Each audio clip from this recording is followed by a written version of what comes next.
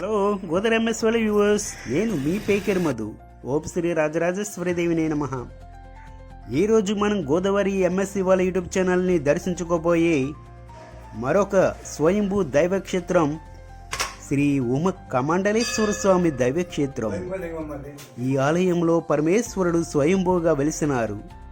ఈ ఆలయం జగన్మోహన కేశవ స్వామి ఆలయానికి ఎదురుగా ఉంటుంది. మన దేశంలో మరి ఎక్కడ కూడా శివకేశవుల ఆలయాలు ఎదురెదురుగా ఒకదానికోటి అభిముఖంగా ఉండవు. ఈ ఒక్క ర్యాలీ క్షేత్రంలో మాత్రమే ఉంటాయి. తూర్పు దిశగా శ్రీ ఉమ కమండలేశ్వర స్వామి ఆలయం ఉంటే పడమట దిశగా జగన్మోహన కేశవ స్వామి ఆలయం ఉంటాయి. నారాయణుడు జగన్మోహిని రూపంలో వెళ్తుండగా పరమేశ్వరుడు ఆమెని స్త్రీగా భావించి ఆమె వెంట రావడం గమనించిన విష్ణువు పరమేశ్వరుడుకి అభిముఖంగా తన నారాయణ రూపాన్ని చూపడంతో పరమేశ్వరుడు ఇది అంతా విష్ణు మాయని గ్రహించి ఆ ప్రదేశంలో స్వయంభూగా వెలిసినారంట. పరమేశ్వరుడు తపస్సు నుంచి కమండలంతో వచ్చినారు కనుక కమండలేశ్వర స్వామి అని పేరు వచ్చిందని చెబుతారు. 1100 సంవత్సరాల ముందు చోళరాజుల కాలంలో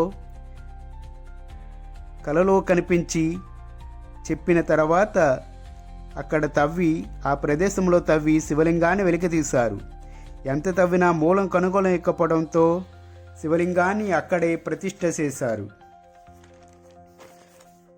ఇక్కడ శివాలయంలో మరొక విశేషం ఏమిటంటే పంచద్రవ్యాలతో ఎంత అభిషేకం చేసినా ఆ ద్రవ్యాలు ఎక్కడికి వెళుతున్నాయో ఏమవుతున్నాయో ఎవరికీ తెలియదంటారు పండితావర్యులు. ఇలాంటి అద్భుతమైన దైవక్షేత్రాన్ని దర్శించాలంటే ఎన్నో జన్మల పుణ్యం కూడా ఉండాలి.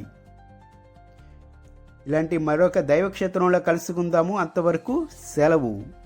ఒక చిన్న విన్నపం అండి, మన ఛానల్ కొత్తగా ఎవరైనా చూస్తుంటే సబ్స్క్రైబ్ చేసి ఒక లైక్ చేయండి. దీనివలన మన ఆలయ సమాచారం కొంతమంది హిందూ సోదరులకి చేరుతుంది.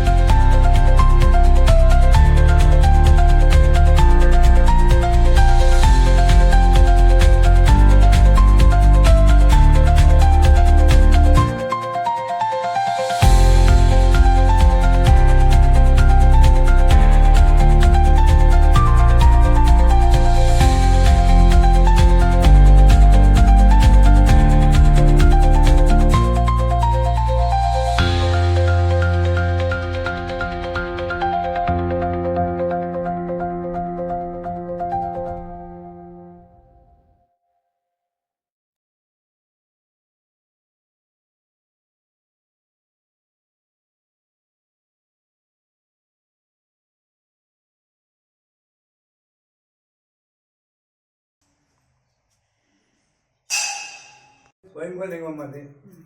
ఆయన నామధేయం ఉమా కమండలం నామధేయం. ఉమా అంటే పార్వతీదేవి, కమండం అంటే కమండ బ్రహ్మ మండలేశ్వరుడు. బ్రహ్మకి తపస్సు చేసేయడని ఆ తపస్సు చేసి పుట్టేడు కూడా కమండలేసి నామధేయం కలిగింది. విష్ణుమూర్తి జగన్మోహన్ భాగవత పురాణం కేరళంలో అమృతంగా విష్ణుమూర్తి జగన్మోహన్ ఆ రూపాన్ని చూసి ఈశ్వరుడు మోహించి స్త్రీని భ్రమించి వెంట కొడుతూ వచ్చేట. ఇక్కడ రావడంతో దగ్గర అయిపోవడంలో నేను స్త్రీని కాదు విష్ణువు నుంచి ఇప్పుడు పురుషుంటే ఆయన ఎక్కడాగాడు, నేను ఎక్కడాగాడు. శివకేశ్వరుడు ఎదుర్కోవడం విశేషం ఇక్కడ. ఈ స్వామి సోళరాజు నుంచి 1100 సంవత్సరాల క్రితం ఒక కందకొండ తిరుగుతో లింగాకారం బయటపడింది. ఎంత తవ్వినా మూలం దొరకపోతే గుడి కట్టినట్టుగా లింగాకారం నున్నగా ఉండదు, గడ్డపార పడినట్లు ఉంటుంది.